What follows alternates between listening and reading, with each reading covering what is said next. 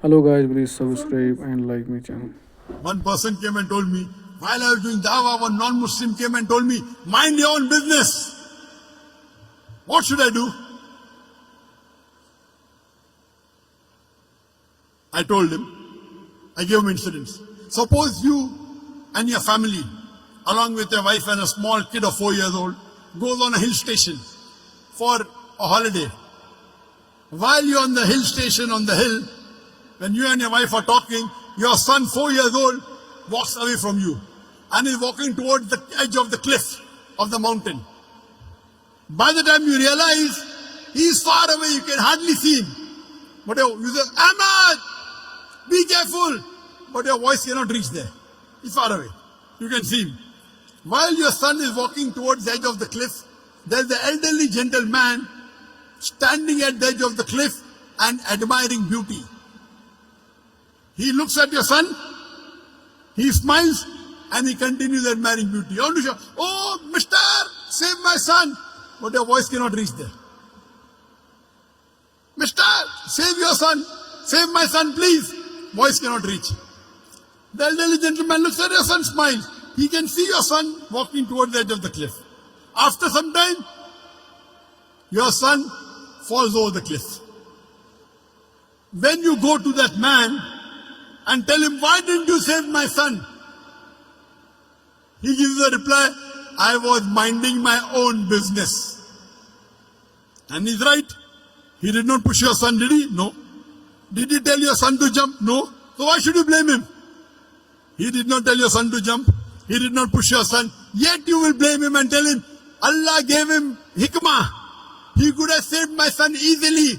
He didn't even have to take a step forward. He only had to stretch his hand and my son would have been saved. Will you blame him or not?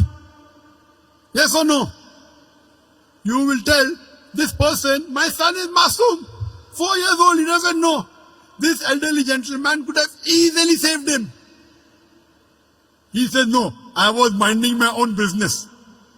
When anyone tells you, when you're doing dawah, that mind your own business, tell him, that's what I'm doing. I'm minding my business. It is the business of every Muslim to mind other people's business as far as deen is concerned. Let me repeat. When anyone tells you mind your own business while doing dawah, tell him, it is the business of every Muslim to mind other people's business as far as deen is concerned. كنتم خير أمة أخرجت للناس تأمرون بالمعروف وتنهون عن المنكر. We are the best of people because we enjoy what is good and we forbid what is wrong. That is what we are doing. We are doing our duty. We are enjoying the good and forbidding what is wrong. We are doing correct. Why you should feel shy? Why you should be ashamed? Imagine if you have a non-Muslim neighbor and you don't do dawah to him and he dies as a mushrik. On the day of judgment, Allah will ask him, did you accept Islam? He said, no. He said, no one told me. That's right, but didn't you get the message? Allah gives the message himself. He didn't accept Islam. He'll go to hell. Allah will ask you, did you deliver the message to your non-Muslim neighbor? And if you say no, you will follow him. You will follow him because to deliver the message to the non-Muslim is fard. If you do not deliver the message to your non-Muslim neighbor, you will follow him and you will also go to hell. Allah subhanahu wa ta'ala says in Surah Al-Asr, chapter number 103, verse number 1 to 3, the criteria to go to Jannah. Rahe Nijad, the way to paradise. Allah says, Wal Asr. Innal insana lafi khusr. Illa alladhina amanu wa amilu salihati wa tawasaw bil haqqi wa tawasaw bis sabr. By the token of time, man is verily in a state of loss. Except those who have faith, those who have righteous deed, those who exhort people to truth, and those who exhort people to patience and perseverance. There are minimum 4 criteria required for any human being to go to Jannah. Number 1 is Iman, belief, faith. Number 2, Amal Salihat, righteous deed. Number 3, Watawasaw bil Haq, inviting people to truth, doing dawah and islah. And the 4th, Watawasaw bil Sabr, inviting people to patience and perseverance. There are minimum 4 criteria required for any human being to Jannah.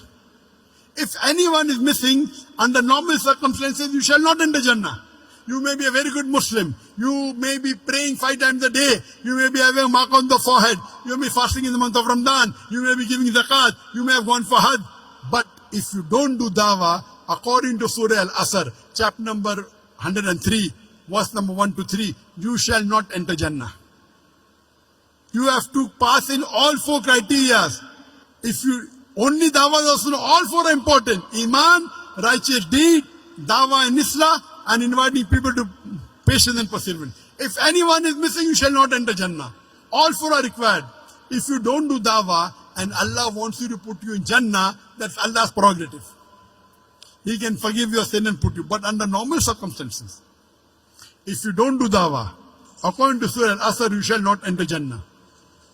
It's the fard, it's the duty of every Muslim that he should convey the message of Islam to those who are not aware of it. Dawah is fard in Islam. At least a part-time da'i.